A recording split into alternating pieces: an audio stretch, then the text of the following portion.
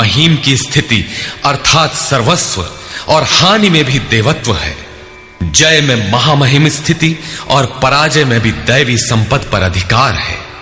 इस प्रकार अपने लाभ हानि को भली प्रकार स्वयं समझकर तू युद्ध के लिए तैयार हो। लड़ने में ही दोनों वस्तुएं हैं। लड़ोगे तो पाप अर्थात आवागमन को प्राप्त नहीं होगे। अतः तू युद्ध के लिए तैयार हो। एषा ते विहिता सांख्ये बुद्धिर्योगे त्विमां शृणु। बुद्ध्या युक्तो यया पार्थ कर्मबन्धं प्रहास्यसि। पार्थ, ये बुद्धि तेरे लिए ज्ञान योग के विषय में कही गई है। कौन सी बुद्धि? यही कि युद्ध कर। ज्ञान योग में इतना ही है कि अपनी हस्ती को देखकर लाभ हानि का भली प्रकार विचार करके कि जीतेंगे तो महामहिम स्थिति और हारेंगे तो देवत्व। जय में सर्वस्व और पराजय में भी देवत्व। दोनों तरह लाभ है। युद्ध नहीं करेंगे तो सभी हमें बुरा कहेंगे, भय से उपराम हुआ मानेंगे, अपकीर्ति होगी। इस प्रकार अपने अस्तित्व को सामने रखकर स्वयं विचार कर युद्ध में अग्रसर होना ही ज्ञान योग है। प्रायः लोगों में भ्रांति है कि ज्ञान मार्ग में कर्म युद्ध नहीं करना पड़ता। वे कहते हैं कि ज्ञान मार्ग में कर्म नहीं है। मैं तो शुद्ध हूं, बुद्ध हूं, चैतन्य हूं, अहम ब्रह्मास्मि। गुण ही गुण में बरतते हैं, ऐसा मानकर हाथ पर हाथ रखकर बैठ जाते हैं। योगेश्वर श्री कृष्ण के अनुसार यह ज्ञान योग नहीं है। ज्ञान योग में भी वही कर्म करना है जो निष्काम कर्म योग में किया जाता है। दोनों में केवल बुद्धि का, दृष्टिकोण का अंतर है। ज्ञान मार्गी अपनी स्थिति समझकर अपने पर निर्भर होकर कर्म करता है, जबकि निष्काम कर्मयोगी इष्ट के आश्रित होकर कर्म करता है। करना दोनों मार्गों में है और वो कर्म भी एक ही है जिसे दोनों मार्गों में किया जाना है। केवल कर्म करने के दृष्टिकोण दो हैं। अर्जुन, इसी बुद्धि को अब तू कर्म योग के विषय में सुन, जिससे युक्त हुआ तू कर्मों के बंधन का अच्छी तरह नाश करेगा। यहां श्री कृष्ण ने कर्म का नाम पहली बार लिया, लेकिन यह नहीं बताया कि कर्म है क्या। अब कर्म न बताकर पहले कर्म की विशेषताओं पर प्रकाश डालते हैं।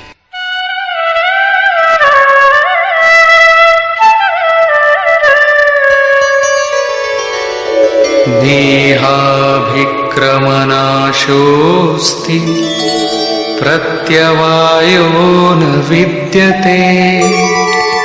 स्वल्पमप्यस्य धर्मस्य त्रायते महतो भयात्। इस निष्काम कर्म योग में आरंभ का अर्थात बीज का नाश नहीं होता, सीमित फल रूपी दोष नहीं है। इसलिए इस निष्काम कर्म का, इस कर्म से संपादित धर्म का थोड़ा भी साधन जन्म मृत्यु रूपी महान भय से उद्धार कर देता है। आप इस कर्म को समझें और उस पर 2 कदम चल भर दें, जो सदगृहस्थ आश्रम में रहकर ही चला जा सकता है। साधक तो चलते ही हैं। बीज भर डाल दें तो अर्जुन, बीज का नाश नहीं होता। प्रकृति में कोई क्षमता नहीं, ऐसा कोई अस्त्र नहीं कि उस सत्य को मिटा दे। प्रकृति केवल आवरण डाल सकती है, कुछ देर कर सकती है, किंतु साधन के आरंभ को मिटा नहीं सकती। आगे श्री कृष्ण ने बताया कि सभी पापियों से भी बड़ा पापी ही क्यों न हो, ज्ञान रूपी नौका द्वारा निसंदेह पार हो जाएगा। ठीक उसी बात को यहां कहते हैं कि अर्जुन, निष्काम कर्म योग का बीजारोपण भर कर दें तो उस बीज का कभी नाश नहीं होता। विपरीत फल रूपी दोष भी इसमें नहीं होता कि आपको स्वर्ग, रिद्धियों या सिद्धियों तक पहुंचाकर छोड़ दे। आप ये साधन भले छोड़ दें, किंतु यह साधन आपका उद्धार करके ही छोड़ेगा। इस निष्काम कर्मयोग का थोड़ा सा भी साधन जन्म मृत्यु के महान भय से उद्धार कर देता है। अनेक जन्म संसिद्धस्ततो याति पराम गतिम। कर्म का यह बीजारोपण अनेक जन्म के पश्चात वहीं खड़ा कर देगा जहां परम धाम है, परम गति है।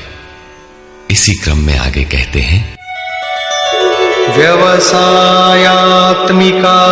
बुद्धि एकेह कुरु नंदन। बहुशाखा ह्यनन्ताश्च बुद्धयो व्यवसायिनाम्। अर्जुन, इस निष्काम कर्म योग में क्रियात्मक बुद्धि एक ही है, क्रिया एक है और परिणाम एक ही है। आत्मिक संपत्ति ही स्थिर संपत्ति है। इस संपत्ति को प्रकृति के द्वंद्व में शनैः शनैः अर्जित करना व्यवसाय है। यह व्यवसाय अथवा निश्चयात्मक क्रिया भी एक ही है। तब तो जो लोग बहुत सी क्रियाएं बताते हैं, क्या वे भजन नहीं करते?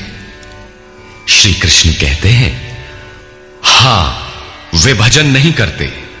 उन पुरुषों की बुद्धि अनंत शाखाओं वाली होती है, इसलिए अनंत क्रियाओं का विस्तार कर लेते हैं।